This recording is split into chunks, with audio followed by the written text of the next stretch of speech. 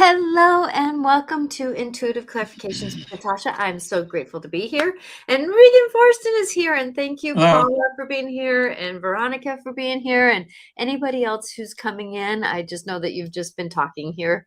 So, Regan, thank you for being here. It's a month already, and we keep saying how time is Yeah, flying I by. know.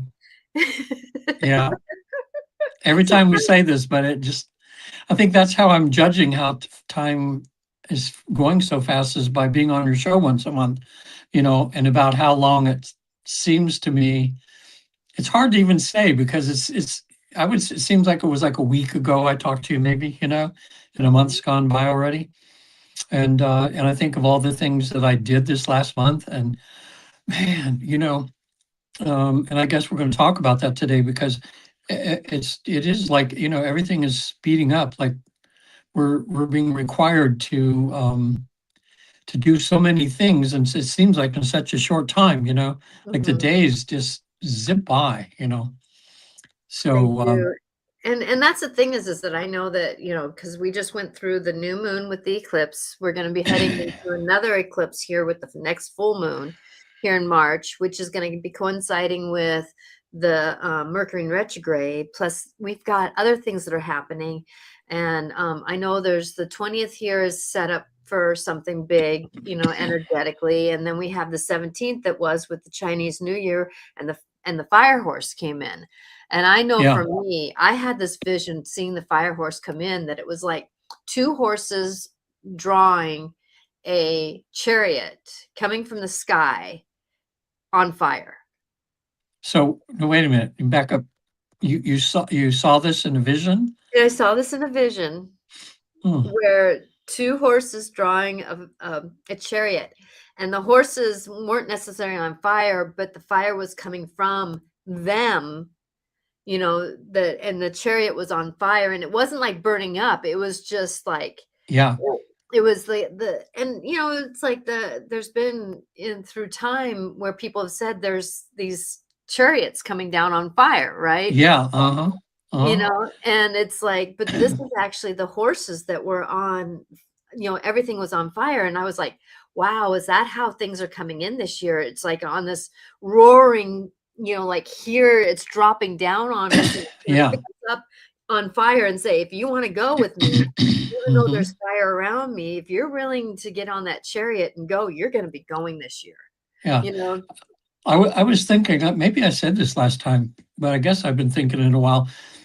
The reason it seems that time is speeding up is because as souls, we're reaching a higher level of awareness as a whole.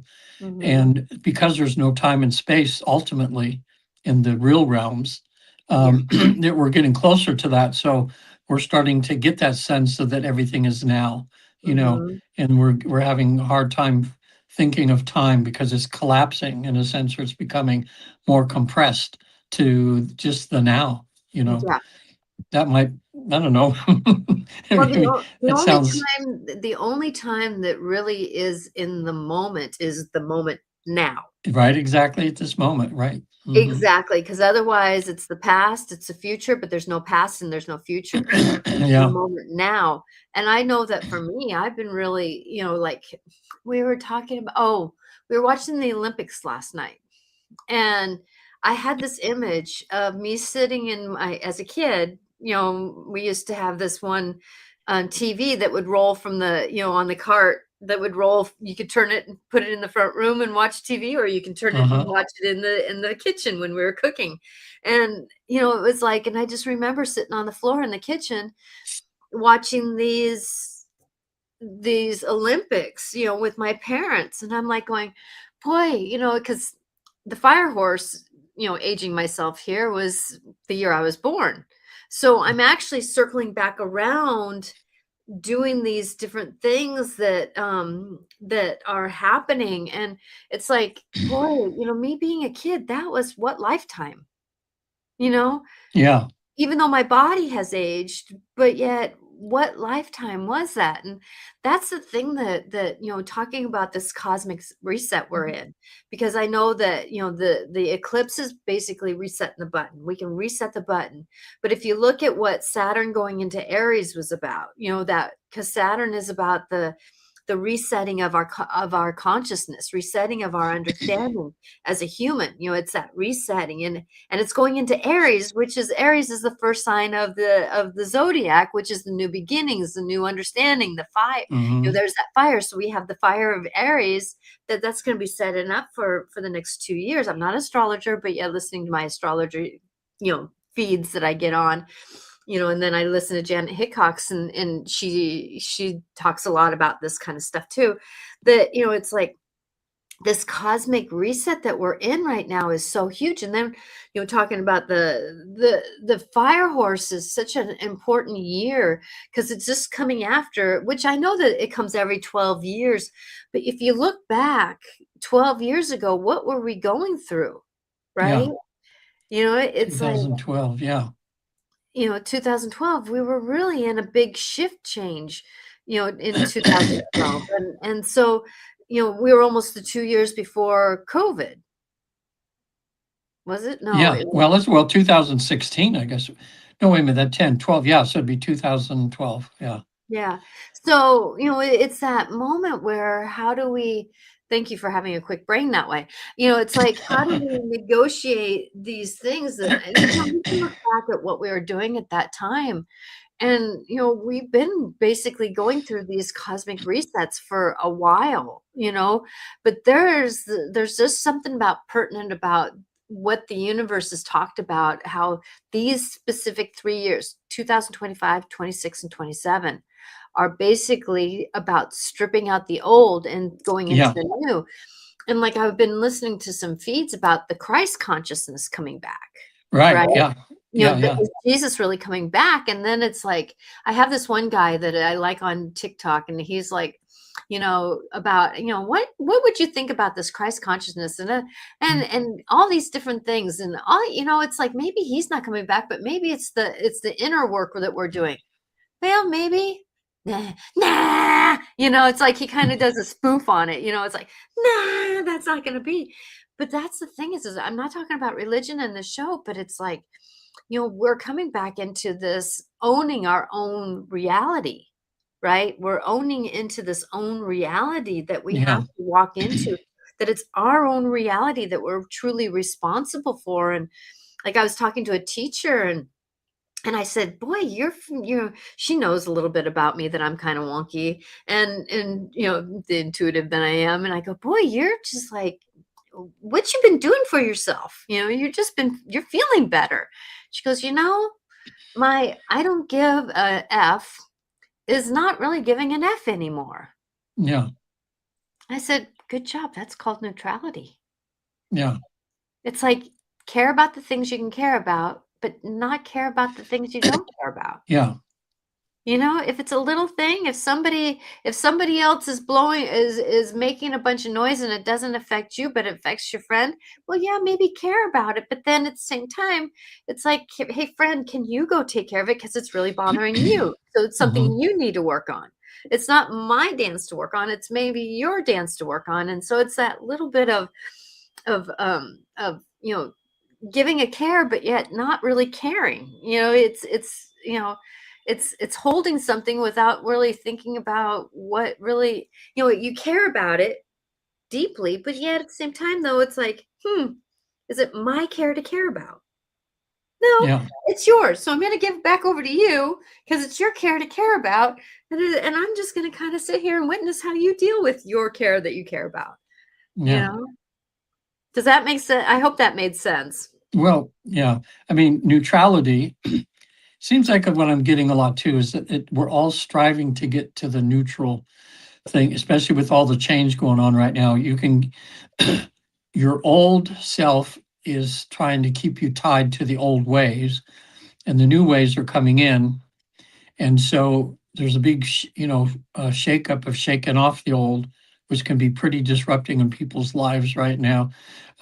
But if they have that higher knowledge of just chill, in other words, you can feel our political system is being ripped apart, and actually, as I think I said last time, I mean that's a good thing, because even though it was better than what we got now, it was still very dysfunctional and very very corrupted in a sense. It was just quietly corrupted, you know.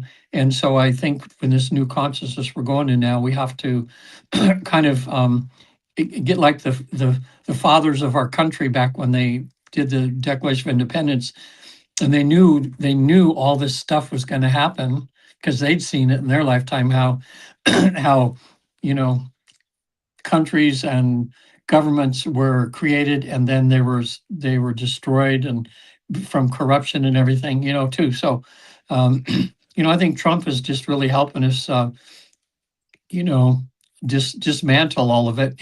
He may not be conscious of it, but his dysfunctional character is, it's like a kid coming into a china shop, or a blind person in a china shop that's trying to dance, and just everything going all over the place. And so we have to sweep up the pieces and say, hey, okay, now let's start from scratch again. And how do we build a political system that's about love and caring and fairness and everything, and Mhm. not just for the few, but for everybody. So I think eventually, I don't know if I'll live to see that, but I think I'll see the beginnings of it, because I'm certainly seeing the destruction of it right now, Mhm. you know. So um Yeah, and you've, obviously, to honor you, lived through a lot of these government changes, oh right? yeah, like in the 60s, it was very similar, you So how know. old were you in the 60s? Um, see, I'm 76 now, so I was a teenager. I was like 18, 19 years old when they had the Kent State shooting, where students were shot. Reminds me of what's going on now with ICE, Mhm. because students were saying we are not having war, this Vietnam War anymore, because it's just a ruse. We shouldn't be over there in the first place. And so that started in the universities, where young people who coming up, they could see the stupidity of what the older people were doing, and started protesting. And then I think what 4 or 5 of them got shot on campus and died, and that was a big wake up call. And at the same time that we're doing that, we're doing this, um, the whole changing in the prejudice thing, with black and white, so it was like that, and the wars was like a metaphor for all the craziness that had been, and that all pretty much came tumbling down. You know, the old systems of prejudice were broken down a lot. It was Mhm. still residue left, but and the government system. I mean, Nixon had to resign. First president had to do that, and so we started up again, and things were okay for a little while, but then greed got back into it again. Greed and corporation. It's funny because that just seems to be something like a go-to when we don't like things. We just blame, you know, the 1% that people have all the money and stuff. But it's really, I'm finding out, pretty true. You know, um, Exactly, uh, exactly. yeah, I ran into a guy when I played golf a couple years ago, and back in the 60s, late 50s and 60s, he was one of the big wigs in the unions of America. And he said at that time, of all the wealth in the country, about 50% was going to the middle class, and about 50% was going to the rich people. And he said he was so upset. He says now it's like 90% is going to them and 10% is going to the middle class, you know. Mhm. So he was just saying you can just see how that's all, little by little, the wealth has been pushed into the people that have wealth, and greed has taken it away, so that in a way the rest of us feel like slaves. We're just going to work, working for the man, and they get feed us just enough to pay the bills, almost enough, and we're just kept in that thing. So I know I it's don't like know. if you make $50 more, you don't qualify for XYZ, and Yeah. it's like, and that $50 was just 1 month out of 6 months, but then Yeah. you don't qualify because you made $50 more, and it's like and then you get people who are stealing and doing all these different things, and they have no problem qualifying. It's like, Uh-huh. it's just this misbalance of realities. But that's the thing is that, you know, I'm really noticing it's all our mindset. Yeah. You know, what reality do we, because I know for me that, there's this, I'm really seeing how I've been sabotaging myself lately. And it's like Yeah. the microscope is on for that. And so like today we're before the show, I was talking about how I'm going to be, I'm planning to be a live speaker, and wanting to get paid for it. You're doing the same thing. And, it's that consciousness of ability. And I'm like wondering, why am I like today? I had a couple hours to work on it. And yes, I did work on a couple of things. Something kind of distracted me a little bit, and I let it distract me. And I'm like going, why am I allowing myself to be distracted by this? Because I know that I can manifest. I know I Yeah. can manifest. Hmm. Like, I had an experience last night that I was having a conversation with somebody, and I was thinking, not worried about what they were saying or anything like that. I was honoring it. I was enjoying our conversation, but I was thinking, well, can they ask me such and such? Can they ask me such and such? Can they ask me such and such? And it was interesting because they did ask me what I was thinking I wanted them to ask me, right? Yeah. And then it was like, and then as soon as they asked me, they started talking over me and talking Uh-huh. about them again, right? And Hmm. then I thought, wait a minute, I just asked if they can ask me la da da da da da da, right? Hmm. So then what did I do? In my mind's eye, I started thinking, okay, I want them to ask me da da da da da and hear me out. Hear me, witness Mm. me, and appreciate what I'm saying, right? So I added Hmm. on that extra piece. And guess what? Within 10 minutes, they noticed what they noticed my I didn't necessarily change anything. I just stopped talking when they started talking, and I just started doing back what I was doing, just kind of becoming neutral, talking about being neutral. I wasn't worried what they said or not said. I was fine. I knew I was going to be okay no matter if they asked me this question or not, right? Because I knew I was okay with me. I was okay with what I did in the day and what that question was about. And they actually noticed it and then talked to me about it and heard my little details. Yeah. I'm like going, wow, this is a moment where, you know, the mindset that we're in, and Paula just says, oh my gosh, I got a message last night, it's all about mindset. It's like these people that aren't getting what they want, or they're being having to play in the mindset of the game of politics, being $50 short a month and not being able to get it. What is their mindset? What are they sabotaging? What are they engaging with that they don't believe that they can have the assistance or greater the assistance Yeah. of the government? Yeah. Hmm. It's interesting where things are being sabotaged right now. Hmm. I have Yeah. this thing that's on my phone that I say, and it's like, I am done with the resistance of money flowing to me on all levels of my life, any dimensions, realities, and scenarios that are going on. Wow. As I always have enough, more than enough money in any lifetime that I'm living or reality I'm living in. Yeah. And when I did that the first time, I'm actually feeling it now, that it's like I can feel, because I feel the different realities around me.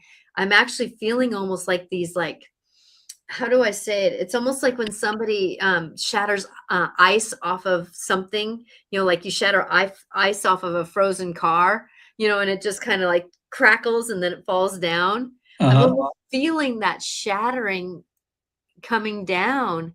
And it's an interesting moment of wow, you know because what you do in one reality, it ripples effect on the other reality, Yeah. especially when you name it and claim it, and it really helps us in this reality. Yeah. I did another session I did I had somebody in the afterlife last week.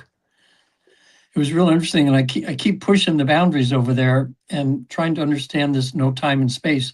We're talking about all these realities existing simultaneously. It doesn't sound as far out to me as it used to, and I still don't quite understand it with because we're so programmed into linear thinking, you know. Linear thinking, yeah. But so I had a client on the other side. She had 4 times in her life where she had very, very she had PTSD from, you know, as a child, a teenager, and 2 times as an adult. So I had her go to a past life, and then she turns around, there's a guide there. We ask if we can go to the afterlife, and he says yes.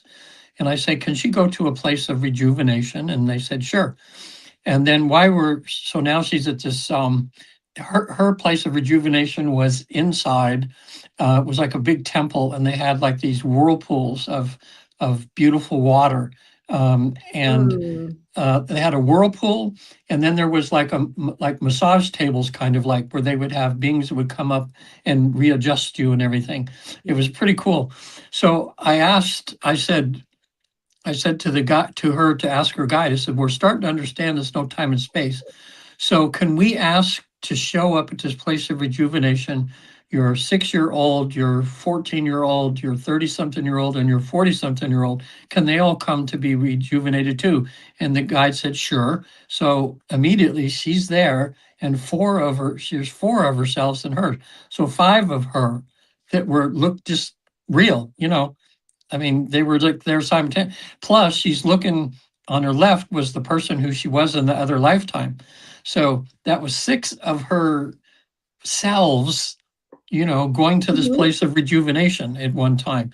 And she saw them, and they were lying on the table, and and beings were adjusting them and healing them and stuff. And it's mind boggling because, you know, she then after her session was thinking, like, said, that was just weird. He says, I saw them all, and they were me. They were me. They were all me's, and at different ages, you know, and they all had, you know, all had healing going on. Yeah, that just kind of shows that everything is now, you know, everything that it's, I don't know, it's just mind boggling, but there's the healing that's felt is amazing, you know, because when you think about it, a lot of people that come to regular therapy, even their child has not been healed, you know, from when they were abused as a child, if they had bad parents or bullied at school or something. And they're still, part of them as they're walking in an adult body, they're still within that body is that little child walking with them that's still harmed. It's never been healed from that, you know. So I don't know. We're just I'm just saying, okay, just we're going into this whole new awareness. It's not just me now. It's the whole world is starting to wake up.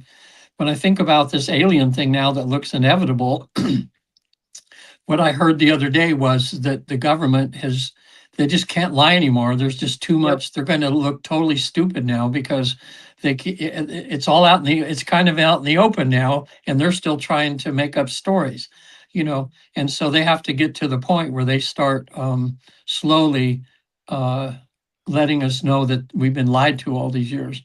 And again, it seems to me that everything's in its right time right now. So maybe the lying to us was necessary in a sense because it would have too many people would have gone off the deep end. But nowadays, most people I think they said the last survey was there's about 60% of people now believe that we're not alone in the universe, where it used to be 20% 20 years ago, you know, and 30%, 40%. So now the bulk of us, you know, believe that, hey, we're not alone. And I think maybe I mentioned in another show, but I've been having so many of my clients that are finding themselves when they go to past lives and they find themselves in other realities, you know, other planets, on spaceships, other life forms. So I'm beginning, my consciousness now is going, oh yeah, this is just how it is. So, you know. Exactly, because we as star beings have been coming onto this planet since before it was made, you know, before it was a reality. And So going into this, that there's so many different portals and stuff that they've just slowly, as we got to be more and more people on this planet, that they slowly, like when it was the natives here, they would come down and not be cloaked, right? When down in, Machu Picchu and a lot of Yeah. those places, they never cloaked themselves. But then as people became more and more, like over in England, you don't really hear about them coming as much, as in Ireland there were, because there's more density. And that's where the mindset of the density was during that, the and this is where I think that we had some negotiations of star beings. This is what I'm getting now, is that Hmm. these negotiations of star beings that were taking over, that were on the negative side. So the ones that were going Yeah. through with you know when the in Italy, the Romans, there we go. The Romans were taking over a lot of the land. So there was somebody who was higher up that was taking over that. And then people in England that wanted the difference between the hierarchy, the money, and then that's when ego started taking over, where money was important. And so you had the star beings that wanted that type of thing. And so wherever there was getting to be more and more people, that's where the less and less visions came from star beings landing, right? They started Yeah. cloaking themselves more. And then as the United States and Canada started gaining more and more people, they decided to be less and less, because as our reality became more human, then the star beings became less involved with our day-to-day life. Hmm. Now we're becoming less human, right? And so they're starting to become more and more in our life again, Yeah. because we went through this dense time, and that's when they started cloaking themselves more. And so, Yeah. and then we had the battles of money and ego and, the dark side helping with the lights, the bright side. It's like, it's just, there's much more that a lot of us don't even know about, and it's like with the brain. But Yeah. that's what I was getting, is that I can just see how, as in the realities, in that dimension, in that reality, that it's like the more dense we are, the less the star beings came. Yeah.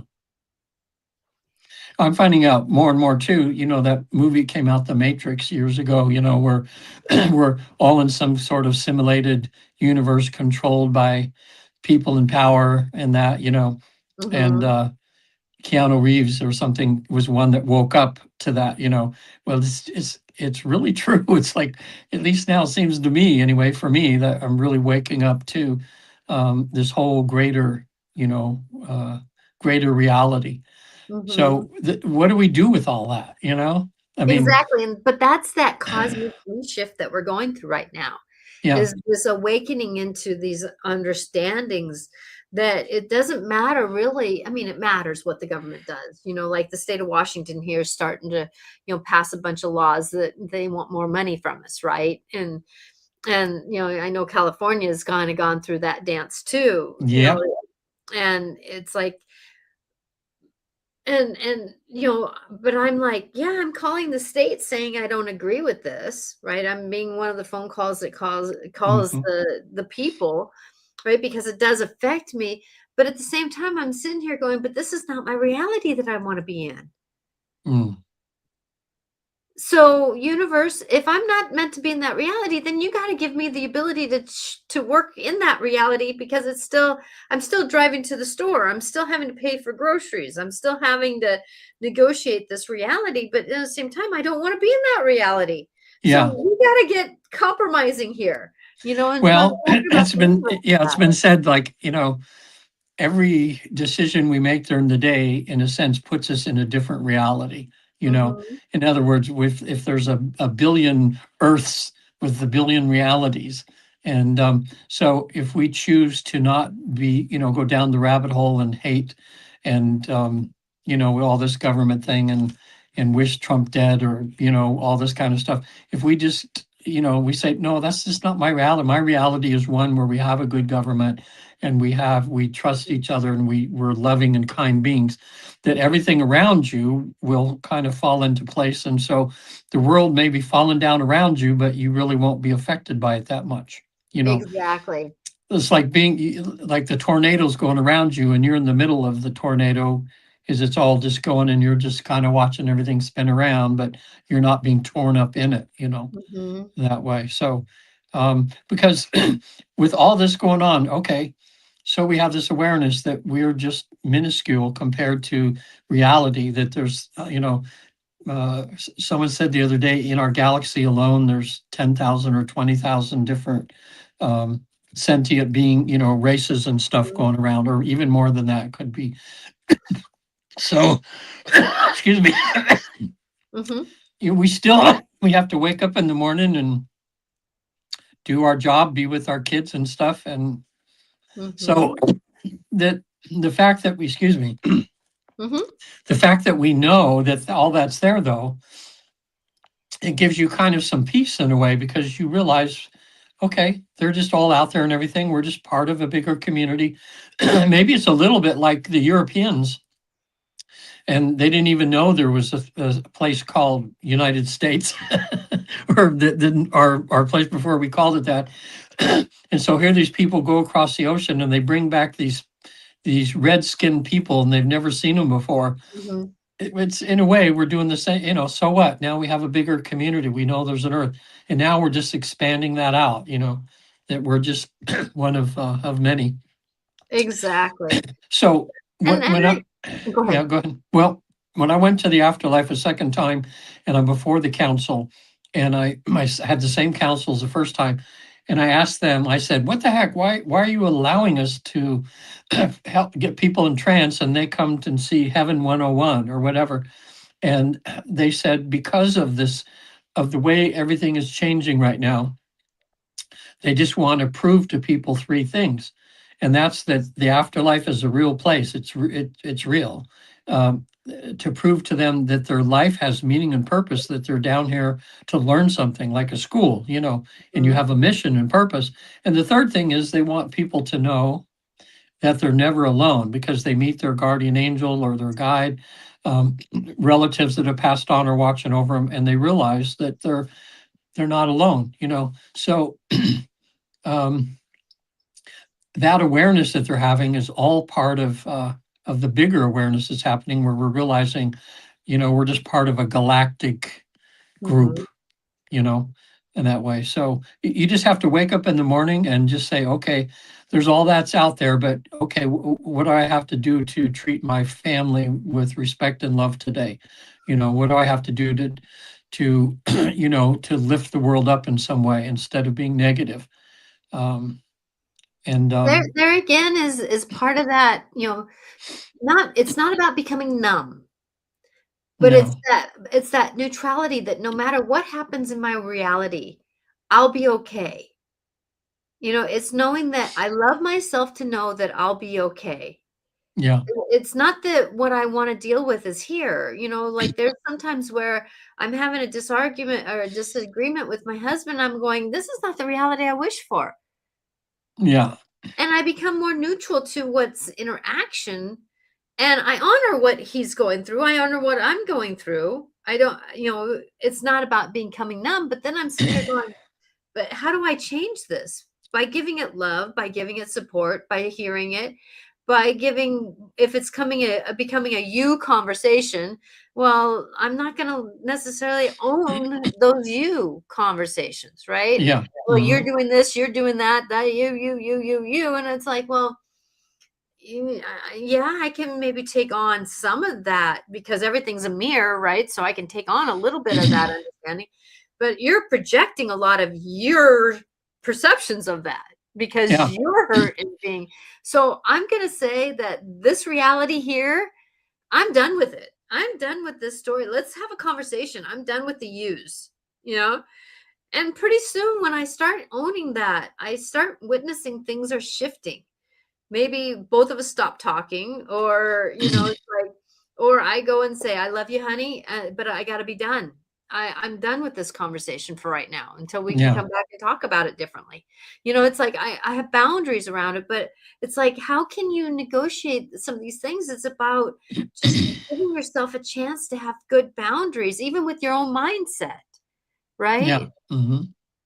It's like, because half of that is going down our own rabbit hole, because so many of us have learned to be, our nervous system has learned to be on all the time. And so it creates trauma, because it's like, that's what it knows. Right. So Hmm. how, I'm learning that my nervous system's not in charge of my reality. It's like, nervous system, we're fine. What are you trying to mirror here? I'm fine. This could be done, you know, and so I know that for me, when I'm, when my husband and I are leveling up in different levels, that sometimes it's his nervous system that triggers in these conversations. And I'm like going, well, that's not my problem. I mean, it is my situation.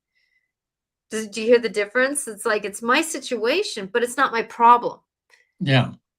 It's my thing to look at, to see, to negotiate, to witness, to love, to support, but it's not my problem.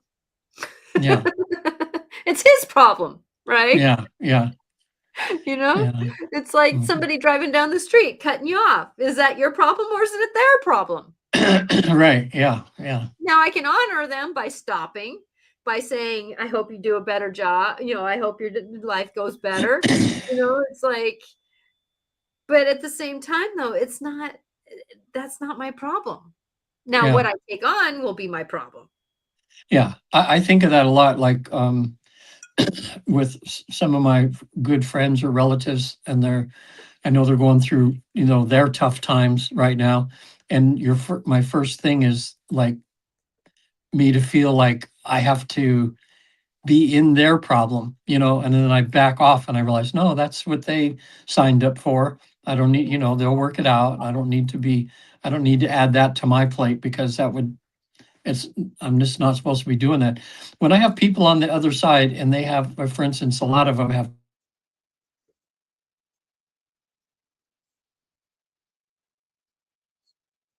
also in a way they can't communicate and all this, and they'll ask the counsel over there and they'll say, well, I'm the mom. Aren't I supposed to be doing this for them? And a number of times they've said, just step back. Mhm, He says, your kids they have their own mission and plan.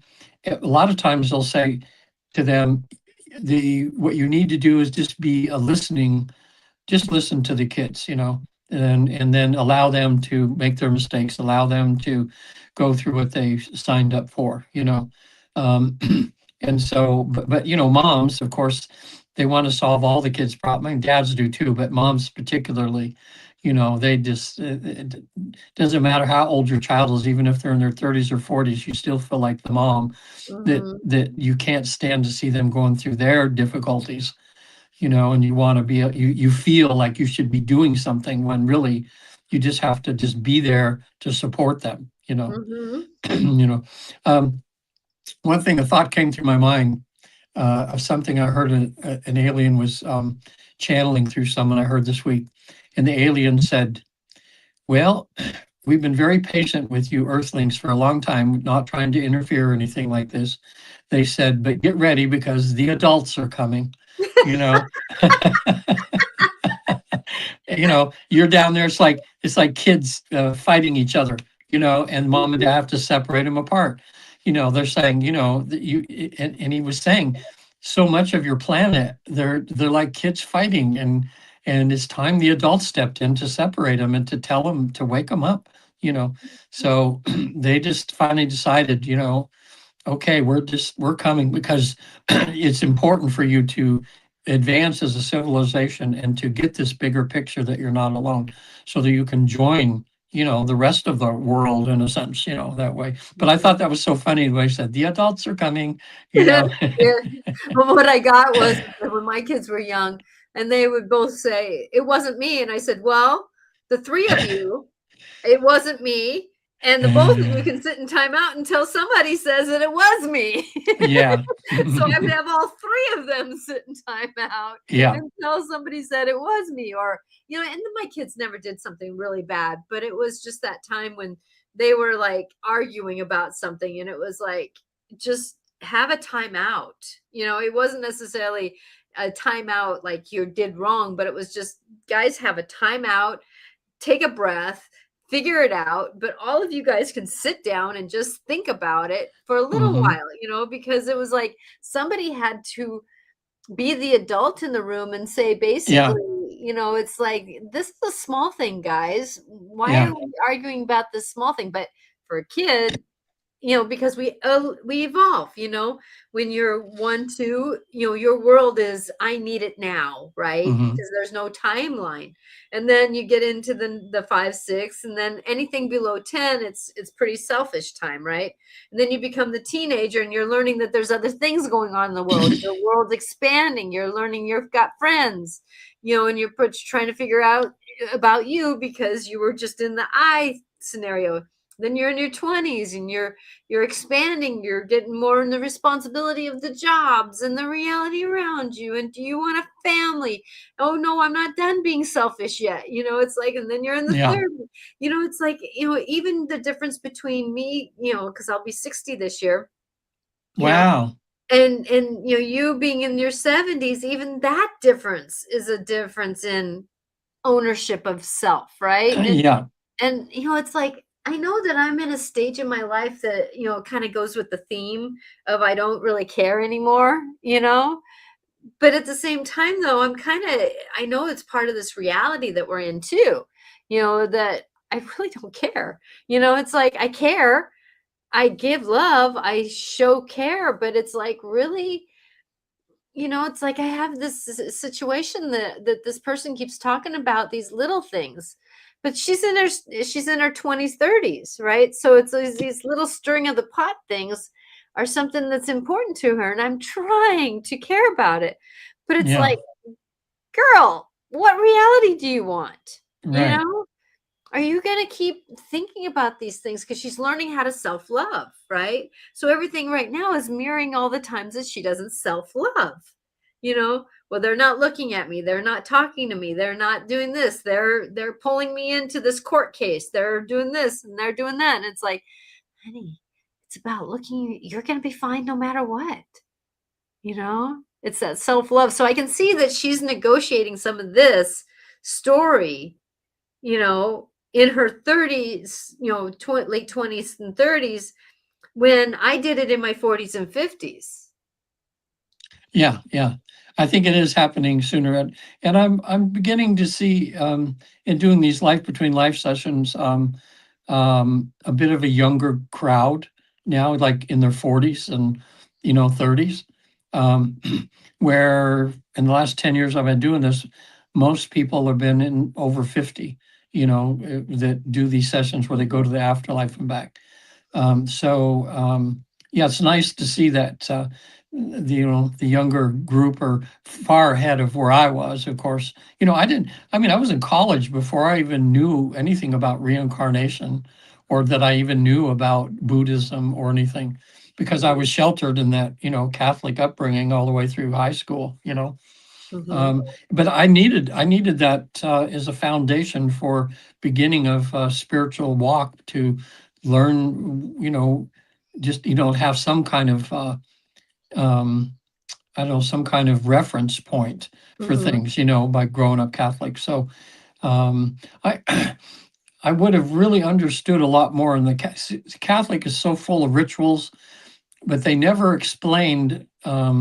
They would, for instance, when we did, well, it's coming up Easter week, where they would do the Stations of the Cross, Mhm. and people that aren't Catholic, there's 12 stations. I don't know if I forget now if there's 12 stations or how many stations, but in the church, they would have pictures of something, and 6 on this side, 6 on that, Yep. and then they would have the incense, and they'd be doing this, and then they'd be Yep. going to each station of the cross and everything. And Well, it's the Stations of the Cross, so it's when Jesus carried the oh, cross yes, yes, yes. All the to points his until he was crucifixion and crucified. then his rebirth. So, Yes, yes. yeah. but now I understand that even the smoke that they use and what they use, it has a metaphysical kind of meaning to it. Mhm. Even when you go in and you dip your fingers in the holy water and do Father, Son, Holy Ghost, it's like, and to me now, this is just my take, but I thought for a lot of years that I never as a kid understood that, when they turned the Eucharist from those, because I was an altar boy. So I would see the priest dump the uh, the wafers, that we Mhm. have that they give for communion into this thing. And he'd take a couple wafers and just eat them before he goes out, and I'm going, Mhm. like he was just like having a cracker or something, and then and then at some point that's supposed to be turned into the blood and body of Christ. And that, you just go along with it because that's what you're programmed to do, but it didn't make any physical sense. But then I realized that I think what it is on a metaphysical vibration, that that when you take that host metaphysically, you're Mhm. you're getting the Christ consciousness or whatever, but not physically eating Jesus's body. He'd been eaten up long ago, Yeah. with so many people.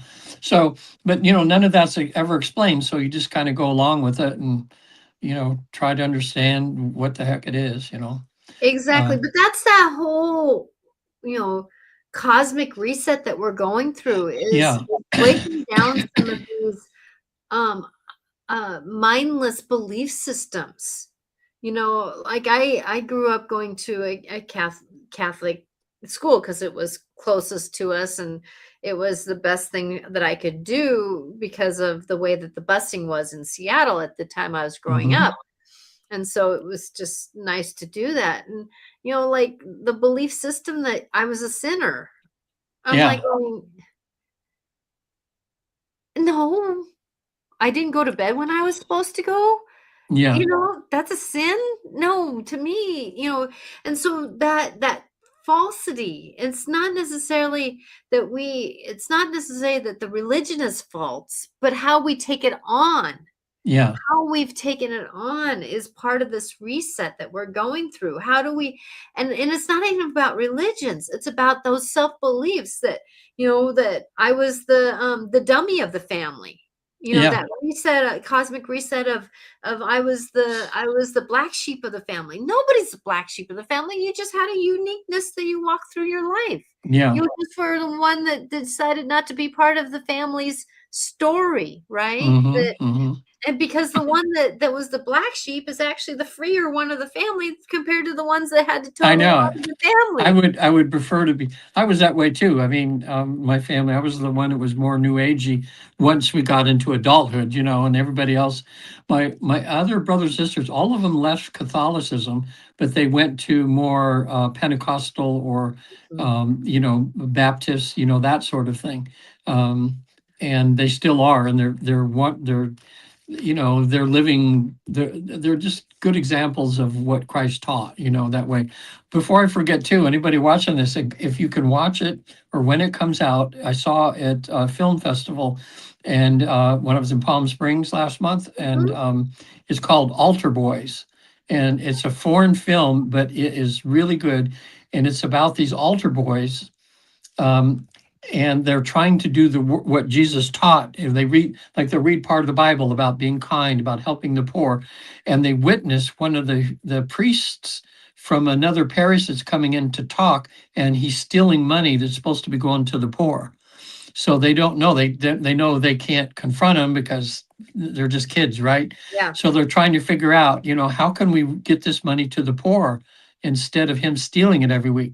So they know where the money's kept. So one of them steals it, and they go, "How do we know who needs this?" So they end up putting a camera in the confessional, and they're listening to people's confessions to try to figure out who needs the money. Just imagine that, you know, and they're trying to, so they have hoods on and stuff like this, and someone who, in a confession, they realize something was happening, and so they'll have they do this hit and run thing where they have a sack of money and it says, this is from the church, and because you need this, and they would just go and hand it to people and run, and Mhm. people, so anyway, it's It's really called cool Altar because Boy.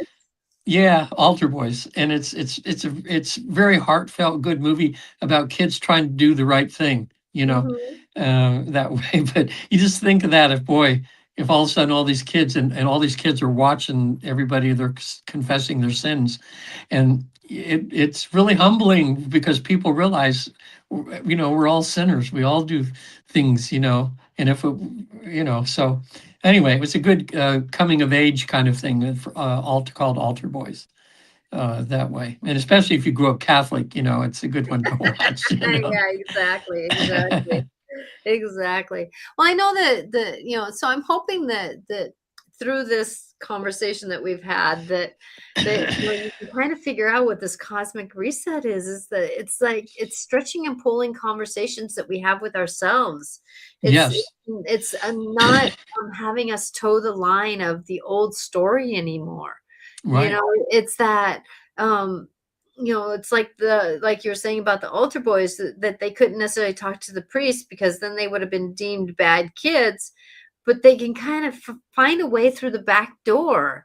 I know for me, when I work with dyslexic kids, that's how I do. I go through the back door, you Hmm. know, and kind of show kids that it's okay to not be able to read, you know. But how are we going to problem solve it? Well, we're going to read twice instead of just once. Yeah, We're not going to assume that somebody can help us. We're going to try doing it ourselves because we know we can. We're smart yeah. enough.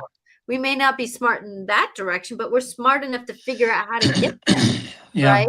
And so, if we can rethink about how you're looking at your life, are you thinking that you're less than yourself?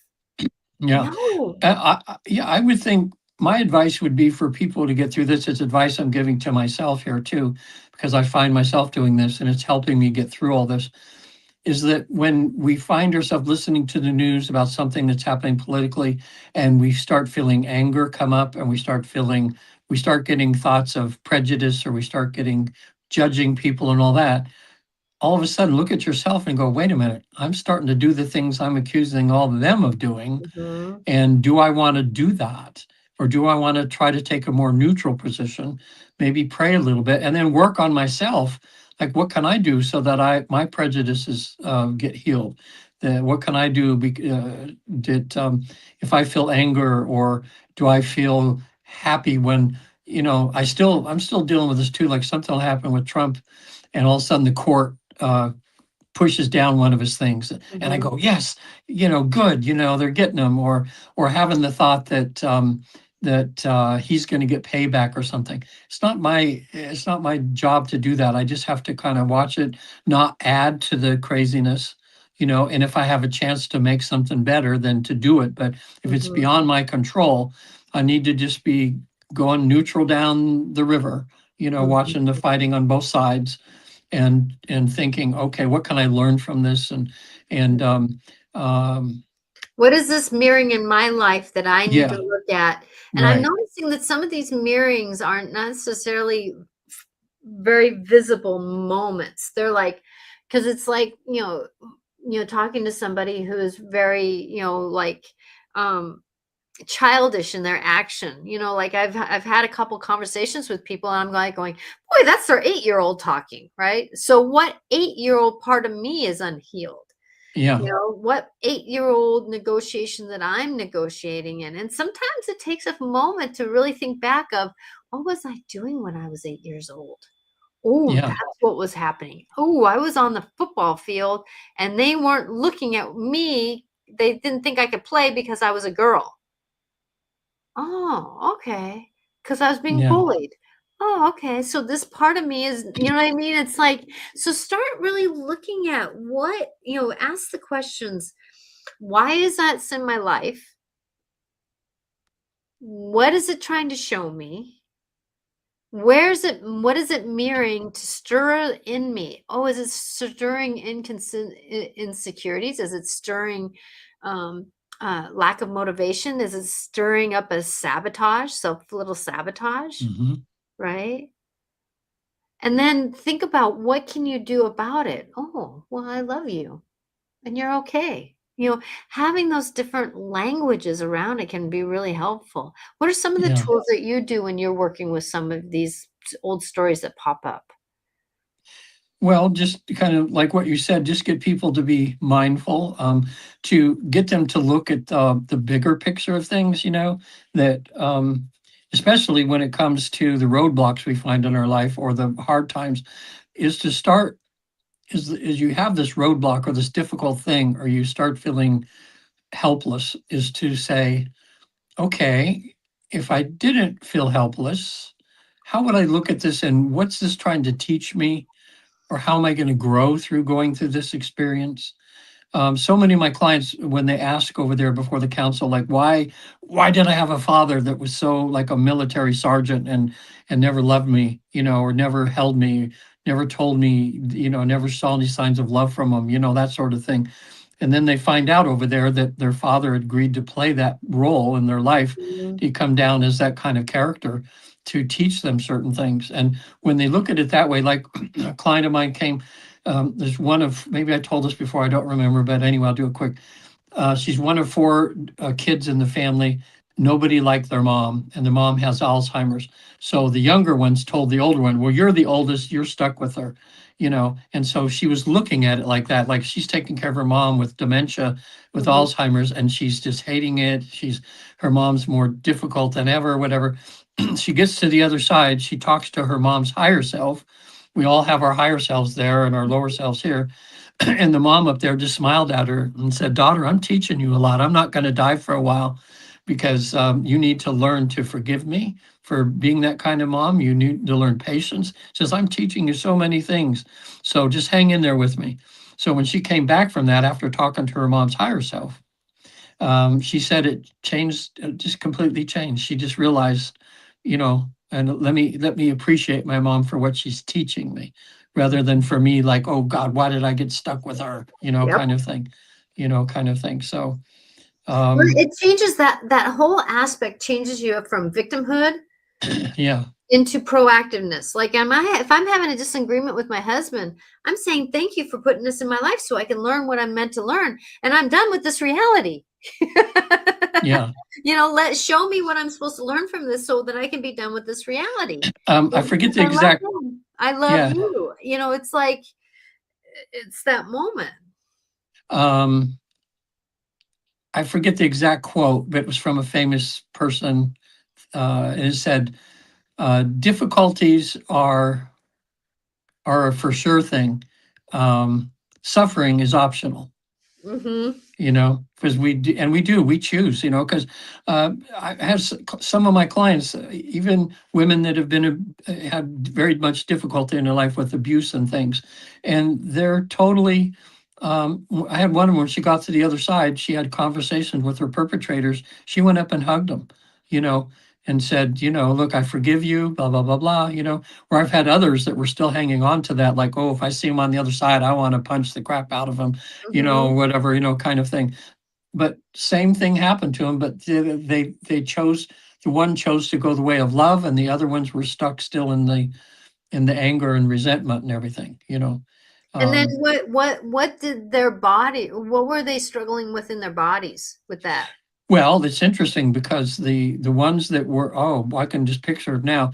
The ones that were like still like, oh, I'm never going to give them blah blah blah blah. Just looking at them, they were tight and like this. Rigid. Mm-hmm. Yes. And I'm thinking of the woman who says, no, I've forgiven him. I've forgiven my father, my stepfather, these two men, whatever.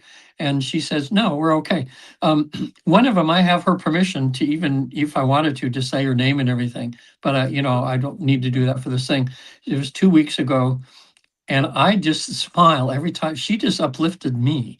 She was a ex-army woman.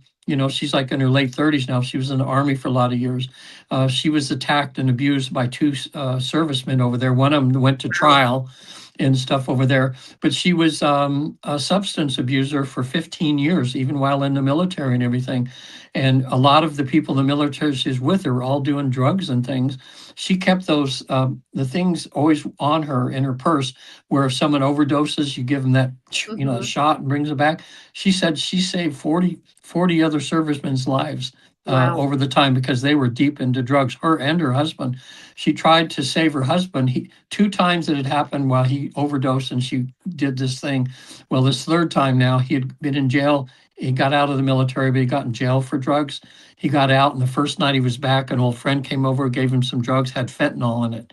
And Oh, and so she sees him lying on the floor, and she couldn't bring him back this time.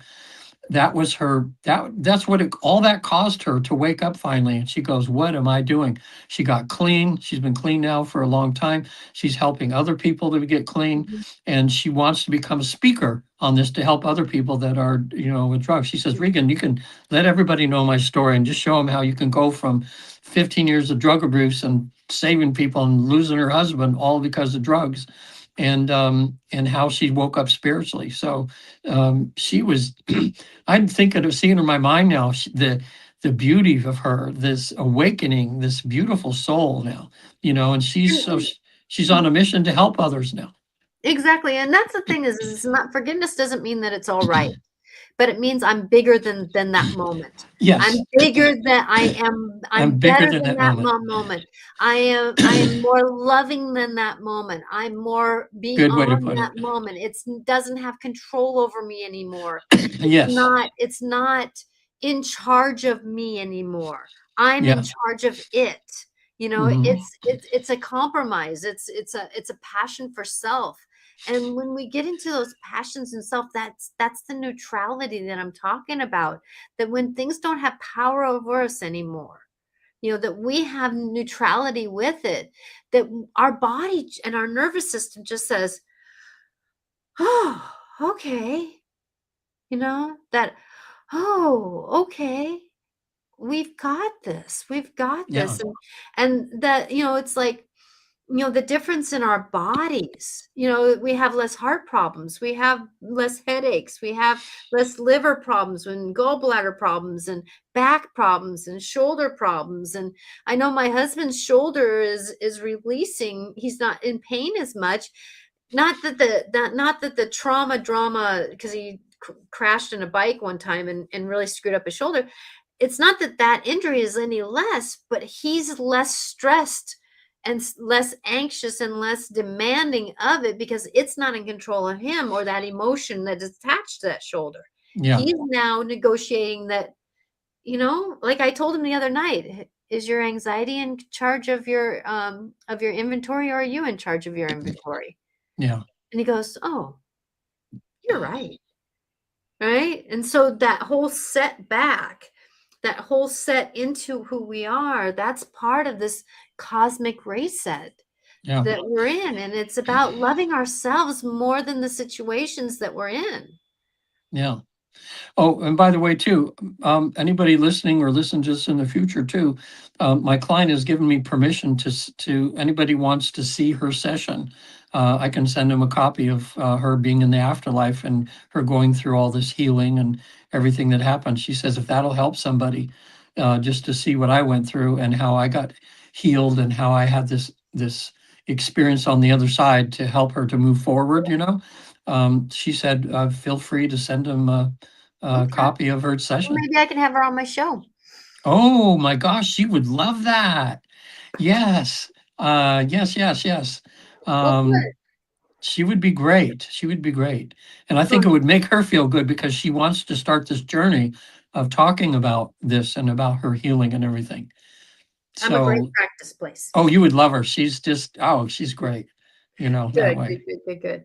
Well, we're at that 5 o'clock time Oh, frame. yeah. I do hope and pray that everybody knows that you are perfectly imperfect through this whole scenario. So if you're getting forgetful, if you're headachy today, or if you are feeling like you're losing you're losing things, that's okay. This is part of that whole cosmic reset. So do not panic about if things aren't right. It's like it's just a part of it, that we forget that we've done something, or in another reality, because dimensions are shifting too. So in another reality, something might have happened, right? That we might have put something down that we forgot about it, and then we didn't remember doing it, right? And so remembering that there's this thing. So I'm part of this energy almanac, And I mean, it's like, it's setting up for, like, at the beginning here, it talks about, like, the Mercury retrogrades. So we have all the dates of the Mercury retrogrades. We have and what to avoid during those times and what to do during those times. And it has all the eclipse. And then it has, the numerology, and what does numerology mean, right? So it's an amazing thing. And I know that Veronica and Paula, you said you want one. I'm going to be shipping out another book. And so if you can email me your address, and then it's 65 for the book. And I still have the bound ones, because it's nice, because then you can write in them. It's easier to write in them. And it gives all the dates, and it gives what's going to happen, like in July. It gives the synopsis of what's happening in July. And then it has like what's going to happen in July. And then it has week by week the kind of the intentions that's going to be going on. And then it also has where there's been a couple talkers, like I'm in this book. And so I give what intuitively I get to do during that month. And then there's two other people, like one that does stones, what stones to use and what color. And then, and places to journal after it. So I'm using it as a journal. And it's $65 for the book. So it goes from April to April. It's the Aries to Aries thing. And I'm asking only $5 for Shipping? So $70 is what I'm asking for. So if you would like the Energy Almanac, so Paul and Veronica, if you want me to send one to you, because you said that you wanted one, I'm getting ready to ship to somebody else. So if you can get a hold of me, text me or email me at Natasha@Intuitive Clarifications. I would love to send a book to you. And you can Venmo, PayPal, or we can negotiate another way. So just wanted to throw that out there, the Energy Almanac, because we're here in Aries right now, and this is beginning. And this is my book, and I'm starting to write in it because gosh, I just went through some big shifts and changes in my reality. So I want to write them down so that I can keep a hold of them. So yeah. It's amazing what we can do. So Deanna Moody says, Regan, I would love to watch her story. Amazing chat. I want to learn to control my self-sabotage. Yes, this is the time to do it. But the thing is, though, one way to work with your self-sabotage, Deanna, is to actually ask it, why am I sabotaging myself right now? Yeah. Oh, because I'm not necessarily fully stepping into this empowerment. Right? Or like for me, I'm noticing my self-sabotage is because it's the wrong time of the day for me to problem solve some of these things. Yeah. But the better time of the day for me to do it is when I'm cooking dinner and my husband's home. And I get motivated when my husband's home to do certain things. Yeah. And so I'm learning to change my timeline. Right? So think about who's sabotaging you. Is it your young child? Is it your teenage self? Is it your 20-year-old, your 30-year-old, your 40-year-old, even your future self, right? Because you stepped into something that you made a decision in your 50s, right? And then your 70-year-old is saying, I didn't want to do this. Yeah. Well, then think about that, right? So yeah, and once if she can identify the possible blocks, that she has, having a session of EFT or tapping, havening touch, and all that can release those blocks. That's what I did. When I was I didn't think I could write a book. And I started thinking, what's one of my blocks? And my blocks were, I don't think I'm smart enough. Who wants to hear what I have to say? I never finish what I start, those sort of things. And I did the EFT on that. I did it one day. I started writing the next day, and I wrote 3 books and published them, because I removed my blocks. So anyway, if she wants to go to visittheafterlife.com, just on the contact page there, say, hey, I'm from Natasha's thing there, and I want to see if I can see that session of that woman in the afterlife and how she dealt with her new turnaround to be the new her, so she can benefit society instead of taken away. and I'll send her the video that she can watch. And what's her name again? Oh, I see so many people. I'm trying to, and I've got my appointment book. I have my phone setting on it right now here, and something now. Just say the young ex-military woman. Mm-hmm. Again, Because I want to have her on my show. So, yeah. Deanna, if you hear so-and-so's on my show, because I'm hoping to get her on this next month or Oh, next. yeah. Yeah, I'll look it up here when we get off the air here and give it that information. But because it was a recent session, but I'm just seeing if I just saw her right here, it would. I don't. It's so funny because I see so many people and Names I have pop to in look and them out. up I to get it. remember. Yeah, Yeah. names pop in and out. Not to dishonor names, but names are just a part of this physical body and this physical time. It's not our true name, and so Yeah. sometimes I witness people as they are, not what their name is. Yeah. So, but Okay. I will be negotiating, trying to get her on the show. So, Deanna, I hope Okay. that helps you out. And then thank you everyone for coming. May you find blessings. Yeah. If you are looking for some support, you can go to Regan's, visit theafterlife.com. He is an amazing hypnotherapist and just a general, oh my gosh, blessed man. I've had sessions with him. I've known other people who have sessions with him. Even the ones that come to me after they have a struggle with you, they speak very highly of you. You know, even though they don't maybe can't get down into the getting into the hypnotherapy because of a block or something, that it's been nice how they do speak of you. So Yeah. Well, that's good. yeah. Well, thank you for helping them too. Yeah. You're more than welcome. I hope this young lady, I hope I did. She said that she was going to have another session with you. Oh, yeah, Right yeah. Yep. And so I hope that it was supposed to be a 15-minute phone call and it ended up being a session. So Oh. Yeah. No, she's a character. She's very interesting. And yeah. So she was very here, intuitive. well, it's interesting because 90% of, especially women, 90% of the time people go to the afterlife, no problem. But that 10%, sometimes they need to do the block. So usually when they come back for the second time, it's a whole new thing. And that you've helped her understand more. I think we're going to do good this time. Well, good, So, good. yeah, because And I want her to experience it. Yeah. Oh, good. Well, I'm Natasha Venter, and you can reach me at intuitiveclarifications.com. I still have 10% off my sessions for another week, and then it's going to go away. So at least for a while. And then, and I would love to support you. So if you would like a book, please email me at Natasha at Intuitive Clarifications. And if you'd like a session, please, reach out and you can make one through intuitiveclarifications.com.